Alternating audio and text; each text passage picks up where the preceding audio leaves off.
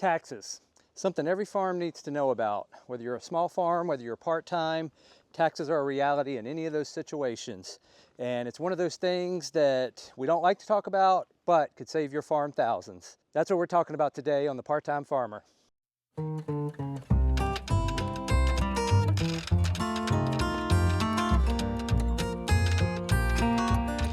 So first off, I need to disclose I am not an accountant, I am not a tax professional, I have no degrees in anything related to taxes. This is just my experience, what I've learned on my farm, and I'm sharing it with you.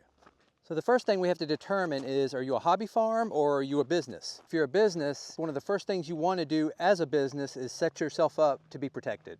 And the easiest way to do that is an LLC. I believe all, if not most states have it where you can set yourself up as an LLC. Essentially, that's a limited liability corporation. What it is in a nutshell is you bought a piece of property, you have a farm. You're turning part of that property that you live at into a business where you're selling animals, you're growing a garden.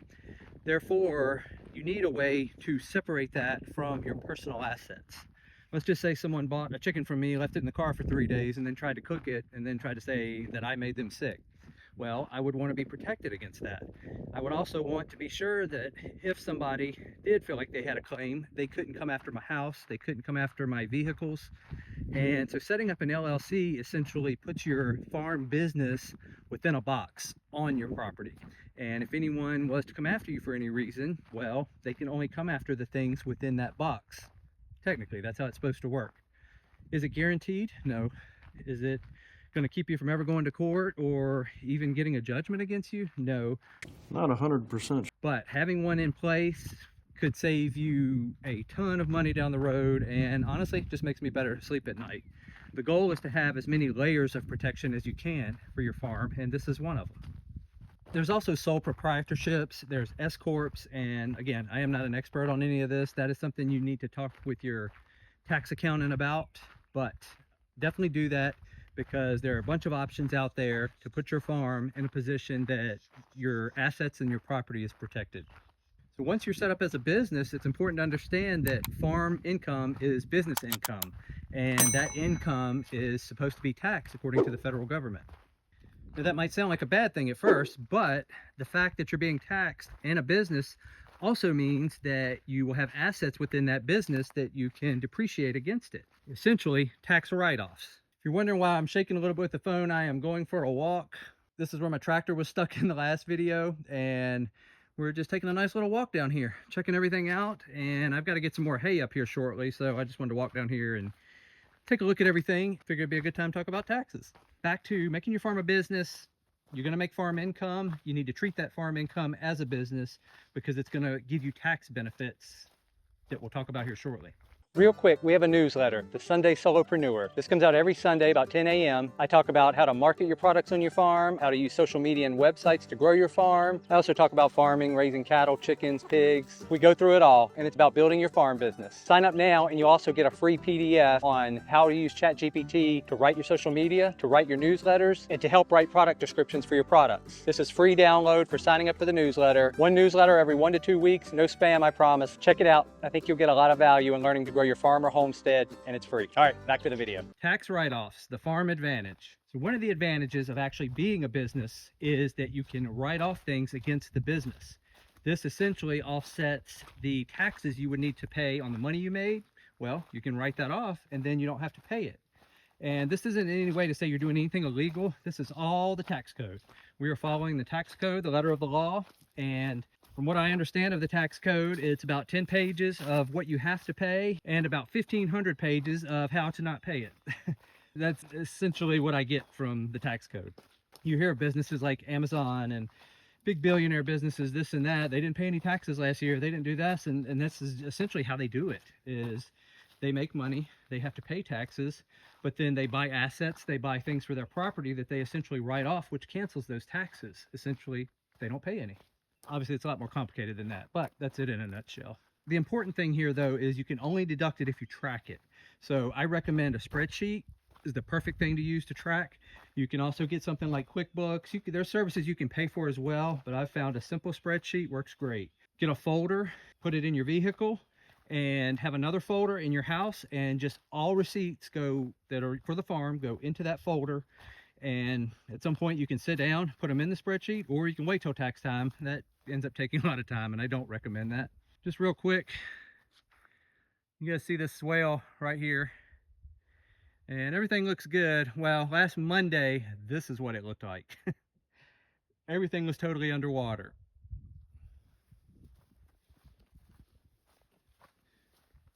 All of these fence posts that I'm here now, you can see the grass that's on them was underwater, pretty much completely submerged. And essentially it's because these swales back here, these actually lead out and drain out into the river way down there. But when the river rises, rather than coming over this bank, it backfills in around the property through some channels and then fills these swales, and these things get up. And you can see the swale here. Well, the river had backfilled all the way back to the river. Literally almost all of this was underwater. Now, might sound like a bad thing, and obviously if I have animals down here, it would be, but that's why we move. You've seen in some of my videos, we talk about moving animals up. That's why, because it just holds so much water down here this time of year. Now, the great thing is all of this behind me was underwater. You can see my shade sleds here behind me. In this picture, you can see where they were setting underwater. And I just got a bunch of free fertilizer. So that's how I look at it. That's why this river bottom land is so valuable, is so nutrient rich, is because occasionally there's floods, and that flood brings in silt, and it just brings in a ton of nutrients for the soil. Here behind me over my shoulder right here, you can see our chicken houses, and they were underwater as well. So anyways, this is what we're looking at now. It's still pretty messy. I've got to get down here and haul some hay up still because I slacked on that in the fall and I'm paying for it now. But anyways, let's get back to the figure. I'd tell you that, just show you what we've been dealing with for the past week, and let's get back to taxes. Back to taxes, you've got to record all of your assets and the things you purchase. Save all your receipts, write them down, gas, feed, structures, things that you buy for the farm. And a quick tip I recommend, have a separate bank account if you can, a business account, and have a credit card for just your farm. Either that or a bank card, and make all of your purchase just on that card. That way, when you does come time to figure out what your purchases have been and you need receipts, it's all right there on that one card. Obviously, if you make a cash purchase or something, you need to record that. That can go into your spreadsheet, or just write it down on a receipt and put it in with the rest of your receipts. There's a number of different ways to tackle it. The main thing is just to make sure you record everything, because all of that stuff can be written off against your income on the farm. Therefore, you pay less taxes. One of the main ways you can offset this income is something called depreciation. So if you make purchases on tangible items, typically big purchases like tractors, manure spreaders, farm implements, different things, those depreciate, meaning they lose value over time. So when you take it off the lot, just like a vehicle, it starts to lose value over time. And you can write that value off on your taxes. That's essentially what depreciation is. The IRS has a ton of rules about how much you can depreciate, what can be depreciated, but in a nutshell, you can take value off of these items, sometimes a lot all up front at once. Sometimes you can depreciate it over a number of years. And that just means that over those number of years, you're going to get a little bit of a tax write-off based on that depreciation. So if you're a farm, take stock of everything that you're using for the farm, everything that's farm related, and write it down, because as part of your taxes, again, you can start doing depreciation on that stuff, and that offsets what you owe the government in taxes from what you sold. So if you made money, you have to pay taxes. Well, it gets offset by depreciation. All right, we're about halfway into the walk. I'm gonna take a little break otherwise, because I'm going back uphill and start to get winded going uphill because I'm out of shape and I need to walk more. So there's some honesty for you. Let's talk about W-2s versus a farm business. If you have an off-farm job, it's a W-2 job, meaning you get a W-2 every year that you then use for your taxes. And with that, you get paid and you get taxed. End of story. That's it. You're not writing off your scrubs. You're not writing off your tractor and trailer. You're not writing off your gas. You're working for someone under that circumstance. Where with a business, and specifically what we're talking about, a farm, you earn money, then you deduct expenses, i.e. your assets and the depreciation that we talked about, and then you essentially pay taxes on what's left. Now, this does mean that as a farm, you need to plan for taxes, meaning you should be putting aside around 15 to 20, 25% of what you're making in anticipation of paying taxes. Doesn't mean you will. You may be able to have enough depreciation, write-offs, different things, but you may not. So saving up for taxes is very important, and this is something you should plan for every year. So again, 15 to 25% should be saved for that. And then, hey, if you get the tax write-offs or whatever you need and you don't have to pay all that, great, that's yours to keep. But what you don't want to do is not prepare for that, and then come April, you made a ton of money on the farm and you don't, some of y'all are probably laughing. You occasionally do make some good money on the farm, I promise. That doesn't sound right. But you come April and you don't have anything saved up, but yet you had a larger amount of income, then you're in big trouble. Not big trouble, but you have to come up with a way to pay all that money. Better be safe than sorry. Plan ahead, and if you get to keep it, great. Now, one thing you can do with your farm is charge sales tax, and that's what we do. Pretty much every state has a sales tax. Ours is 2.5%.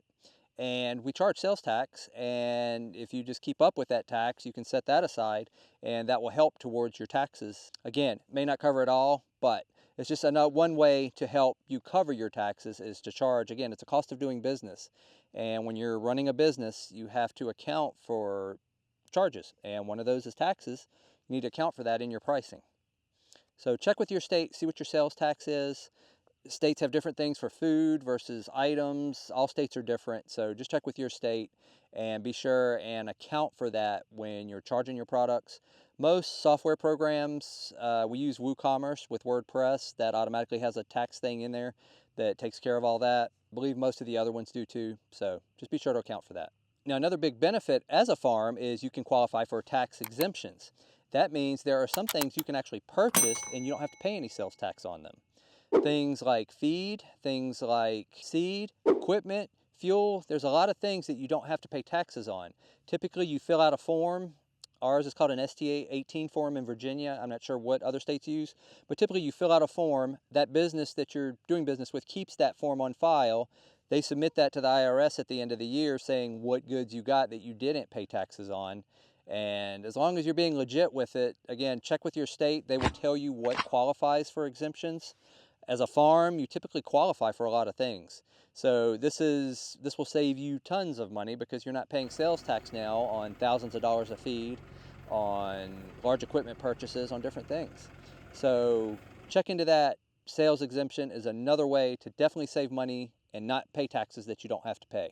Now, when it comes to taxes, as far as hiring help, there's a couple different rules with that. If you actually have an employee, then you're providing them with a W-2, meaning you're taking care of all the Medicare, Medicaid, Social Security expenses, and payroll. Sometimes you may hire an independent contractor to do work for you. And right now, as of the time of this video, if you pay a contractor over $600, you're supposed to issue them what's called a 1099. And in essence, it means you're not responsible for anything, but you issue it to them and they're responsible for paying the taxes and all of that on the work that they performed. So something to think about. If you have an employee, you hire an employee, you're going to have to pay Social Security for them. You're going to have to pay Medicaid and federal taxes. So you need to essentially keep some money back to pay what's called these payroll taxes. Someone on your payroll, these are the taxes you're going to have to pay for them as their employer. Now, as I understand it, there are ways if you're hiring family on the farm, say you're getting your kids to farm, that there are tax breaks and stuff you can get for that. I'm not going to go into that because I really don't understand a lot of it, but talk with your tax professional. That may fall under a different thing than actually submitting W-2s and all that as an employee. Now, sometimes on your big equipment purchases, you can do what's called a Section 179 deduction.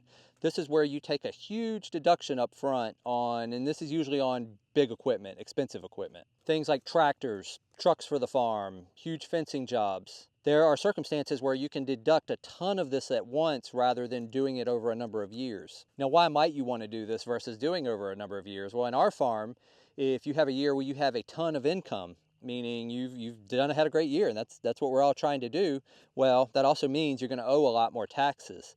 So if you had a big purchase that year, taking that huge deduction will help offset some of that income, meaning you'll pay less taxes. This can also be a strategic way if, say, you're planning on buying a tractor or you're planning on buying some kind of big equipment or a big project on the farm. If you know that you've had a big year, or say the following year, you know you're going to be taking 30 cows to the processor instead of 10, you know you're going to have a much bigger year, then you may want to wait till that year to do the big project. Therefore, you can then get the big deduction in that year to offset the anticipated higher income you're going to have. Now, while we're talking about buying big equipment and buying things, you should also know that technically if you sell things on the farm, that is a taxable event, meaning it's considered income on your farm and you're expected to pay taxes on that. Now, I won't go into, there's long-term capital gains, short-term capital gains. That gets a little more complicated. I don't quite understand it perfectly myself, not enough to explain it in a video, but I do want you to know that it exists. So if you are selling big equipment, that would be a definite consultation you'd want to have with a tax professional or someone who understands farm taxes at a professional level to guide you through that. Government programs and grants.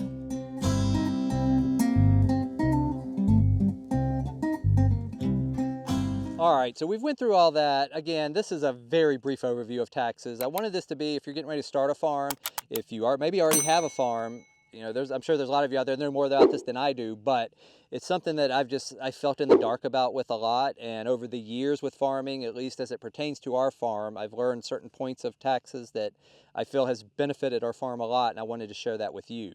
A couple tips. One, definitely make sure to set some money aside. Again, I know it's hard as a farm to not need that money to reinvest in equipment, to pay someone, you know, to buy, you know, your piglets or your chicks, but you really need to set that money aside because hopefully you're going to make a profit. That's my goal with this channel, is to hope share what we've done to make profit with you.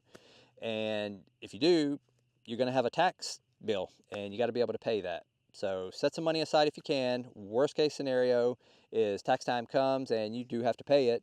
Best case scenario, it comes and you have enough write-offs and different things and you get to keep that money. And then you've just got a bonus check that you can then do whatever you need to on the farm. Your local extension offices, they are great resources. They, at least I know ours here in Buckingham, a lot of times will have tax planning strategies. Tax planning sessions that you can attend, and they just go over taxes, and it's specifically geared at farmers, and usually they have a professional CPA, a tax speaker who is niched in farm or knows a lot about farm taxes.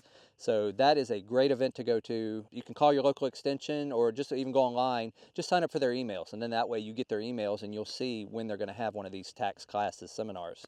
Again, it's usually a day, usually a couple hours. You'll meet other farmers. Highly recommend it. And that goes into one of the last tips is get you a good CPA. That's one of the main things. That is what they do professionally. Find a CPA that also understands farm taxes, that maybe is a farmer, maybe came from a farm family, or just that does farms. And you can interview them, you know, just call them and ask them. You can ask other farmers. If you're in any forums, go into a forum and ask farmers, hey, who are you using for taxes? Just find a farmer. They can be worth their weight in gold because they will find these depreciations for you. They will find these tax credits.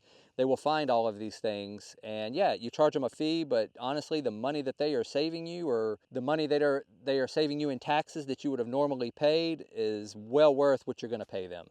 You'll easily get that money back. So find a good CPA. They're worth their weight in gold. In short, taxes are not exciting, but they can save or cost you thousands of dollars if you do them wrong or don't take them seriously. Did I miss any tax tips that you're using on your farm? If so, drop a comment down below. I hope to share what I've learned, but I'm also learning a ton from you guys through these videos, comments. I'd encourage you, if you read through watch my other videos, look down in the comments. There's some gold down there sometimes. But leave me a comment if you have some other tax tips. And if you want to learn some ways to boost your farm income, check out these videos over here, and we'll catch you in the next one. Bye.